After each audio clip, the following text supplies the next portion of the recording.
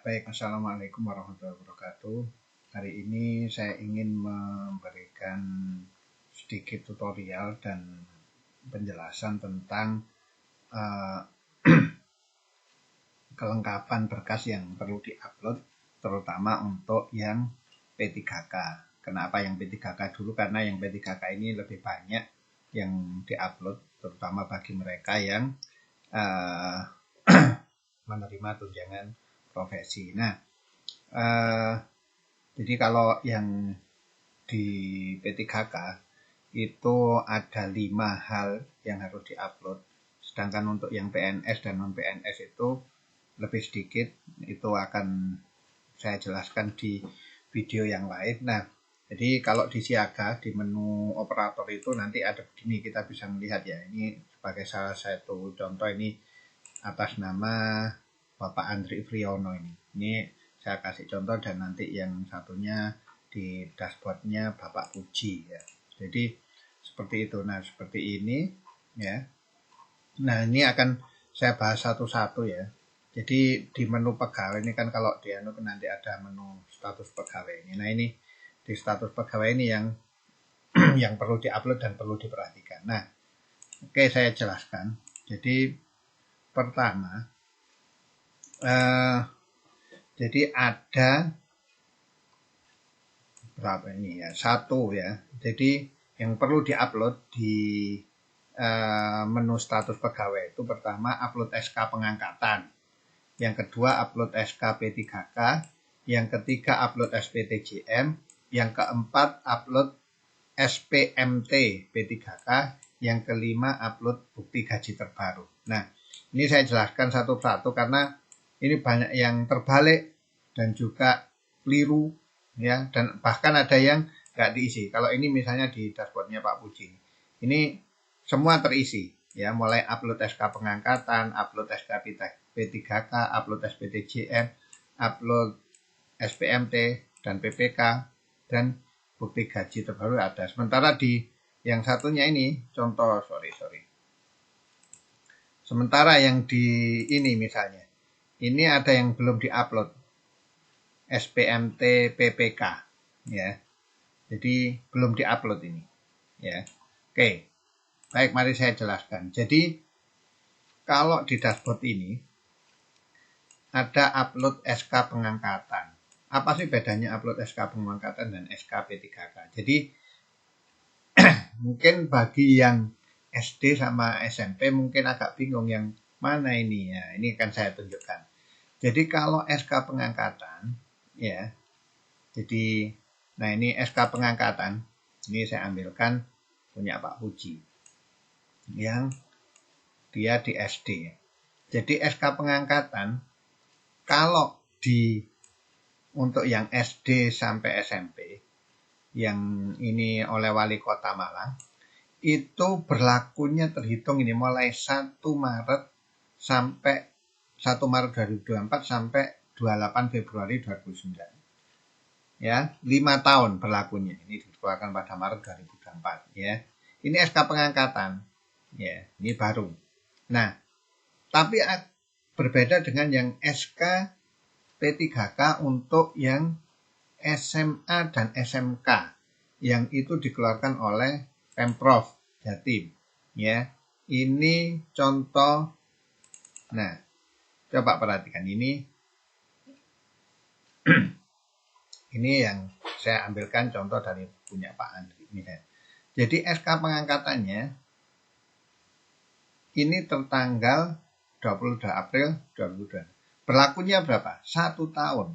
Terhitung mulai 1 Mei sampai 1 Mei 2022 sampai 30 Mei 2023. 1 tahun. Beda dengan yang ini tadi. Ya. Ini 1 Maret 2024 sampai Februari 2029. Jadi 5 tahun. Ini bedanya yang SD sama SMK. Ya, kalau SMK itu berlakunya 1 tahun. Nah, ini berarti dia SK pertama.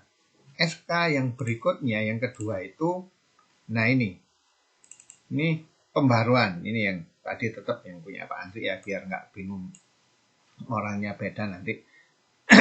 sebagai contoh. Nah, ini yang bersangkutan mendapatkan SK lagi pada April 2023 ya. Jadi berlaku 1 Mei 2023 sampai 31 Desember 2024 dan ditandatangani 14 April 2023. Nah, ini adalah SK pengangkatan kalau di SK P3K kalau di ini. Jadi kalau SK pengangkatan itu kalau ini contohnya Pak Andri ya biar mudah. Jadi yang diupload pertama yaitu SK ini yang tahun 2022 ya, tanda tangannya tahun 2022, berlakunya 2023. Sedangkan untuk di sini diupload SKP 3K ini diupload yang terbaru. Jadi kalau nanti setiap tahun ada pergantian SK untuk yang SMA dan SMK, maka diupload di menu upload ini. Diupload di SKP 3K. Ini SKP 3K yang terbaru, ya. Karena kalau P3K itu kan ada masanya. Tidak tahu apa di tempat lain ada yang 2 tahun atau 3 tahun. Yang jelas ini kalau di Malang, kalau SD SMP berlaku 5 tahun, kalau SMA SMK berlaku 1 tahun. Nah, pertanyaannya adalah bagaimana dengan yang SD SMP yang berlaku 1 tahun, 5 tahun? Maka kalau yang berlaku 5 tahun, upload SKP 3K-nya tetap sama dengan yang upload SK pengangkatan. Kecuali nanti sudah dapat SK baru, maka diupload di SK P3K ini. Oke? Ya, jelas ya. Jadi bedakan SK pengangkatan itu SK yang pertama. Nanti kalau Anda dapat lagi, maka diupload SK yang P3K. Yang ini nggak usah diutak-utak. Ya. Jadi ada yang terbalik. Ya, yang punyanya Pak Andi itu tak lihat terbalik. Kemudian yang berikutnya, apa SPTJM? SPTJM itu ini adalah terutama bagi yang sudah menerima tunjangan profesi. Ini contoh di Pak Andi. Ini ya. Jelas. Nah, ini kan Februari 2024. Ya. Nanti tahun depan dia harus mengupload kalau mau mendapatkan itu lagi sertifikasi lagi, maka dia harus upload tiap tahun ini ya, diganti ya.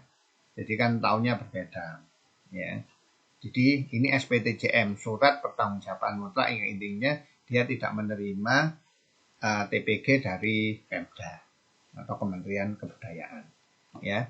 Jadi itu ini SPTJM yang itu ada di ya, jadi ada 5, 1, 2, jadi yang pertama SK pengangkatan, 2 SK P3K, yang ketiga itu SPTJM yang seperti itu tadi. Nah, ini yang sering tidak ada.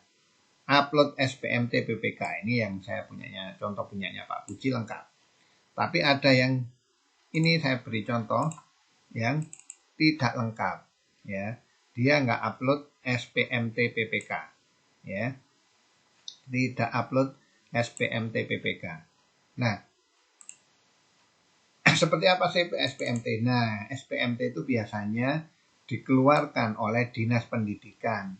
Namanya surat pernyataan melaksanakan tugas. Jadi setelah dapat SK, dia dari wali kota, itu dia dapat surat dari Dignas. Ya, ini. Ya, dia dapat surat dari Dignas untuk melaksanakan tugas di mana? Di SDN Tanjung Rejo 3. Harusnya yang SMA SMK juga dapat SPMT ini, mesti dapat semua, PNS P3K semua dapat ini. Ya, ini surat pernyataan melaksanakan tugas ditandatangani Kepala Dinas Pendidikan. Ya. Nah, yang di SMK ini rata-rata tidak banyak diupload. Ya. Ini, jadi seperti ini bentuknya. Mesti ada ini, setiap menerima itu mesti dapat SPMT ini, ya. Jadi ini punya ini ya, contoh real. Nah ini, coba ini yang langsung dari Siaga ini. Nah ini, nggak ada kan? Nah, nggak ada. Terus ini tadi yang SK pengangkatan terbalik. SK pengangkatan malah SK yang terbaru, ya. Sementara SK P3K yang lama, ya. Ini yang lama 2022. Oke. Nah, oleh karena itu saya berharap yang salah dibetulkan. Kemudian yang perlu difahami juga bahwa seluruh yang diupload berkas itu adalah berkas asli, bukan fotokopian. Nah, ini fotokopian. Apa terlihat ini di ya, fotokopian. Ya. Beda dengan yang asli kan begini. Nah, ini gambar Garuda Pancasilanya berwarna. Kalau ini lihat hitam, ya. Terus ini tanda tangan elektroniknya, perhatikan. Beda kan ini? Nah, ini berwarna, ya. Ini harus dari scan yang asli, bukan scan dokumen fotokopian. Oke. Nah, yang ketiga, yang terakhir ini adalah upload bukti gaji terbaru. Ya. Gaji pokok terbaru untuk P3K golongan 9 itu adalah 3203.600. Bisa dilihat di Perpres yang terbaru tahun 2024. Nah, bukti gajinya itu seperti apa? Ya, bukti gaji itu bisa macam-macam ya, tiap tempat kadang berbeda. Tapi kalau bukti gaji ini saya ambilkan ya Pak Uji, seperti ini. Ya. Ini bukti gaji, ini bisa minta di bendahara atau mungkin katanya ada di Diknas, difoto saja kemudian ditulis thread seperti ini. Kalau belum ada gimana Pak? Biasanya yang baru nerima SK, ya sudah di SK itu kan ada tersebut ya. Tersebut. Nah ini gaji biasanya ada di SK itu ada gaji ini, ya. Gaji ada, ya. Di SK itu biasanya ada yang.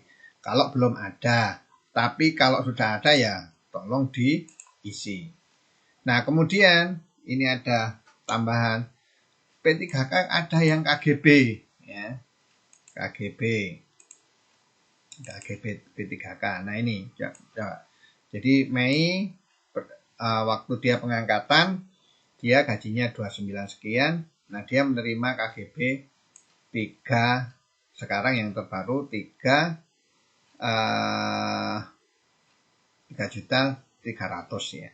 Jadi ada peningkatan KGB. Nah untuk yang SMA SMK atau P3K, sorry bukan SMA SMK saja. Jadi untuk P3K sampai saat ini juknisnya adalah yang dipakai adalah SK pengangkatan untuk pembayarannya. Jadi KGB untuk P3K nggak perlu diupload, ya nggak perlu diupload. Selain tidak ada di menu sini nggak ada, ya di menu sini tidak ada upload KGB. Yang diminta bukti gaji terbaru. Tapi yang dibayarkan dia yang sama dengan pengangkatan. Persis seperti non PNS itu di SK SK awal, sorry. Untuk yang non PNS itu semuanya 1.500.000 ya. Jadi meskipun ada kenaikan dan seterusnya, sama juga non PNS yang impasing. Jadi itu yang bisa saya sampaikan. Jika ada yang ditanyakan silahkan ditulis di kolom komentar. Mudah-mudahan dengan video ini bisa dipahami bagaimana upload dokumen yang benar. Ingat sekali lagi, dokumen yang diberikan adalah dokumen yang scan dari asli seperti ini, ya, bukan fotokopian. Tandanya apa kalau dokumen asli scan dari yang asli ini loh, ya, logo Garuda Pancasilanya ini berwarna, ya. Sementara kalau yang fotokopian loh ini loh, ya, kelihatan kan hitam. Terus tanda tangannya di sini QR code itu, nah ini hitam. Kalau yang ini coba sama-sama, nah, ya kan? Oke, sekali lagi dokumen yang diupload adalah dokumen asli yang di-scan, ya, bukan dokumen yang fotokopian. Oke, terima kasih. Assalamualaikum warahmatullahi wabarakatuh. wabarakatuh.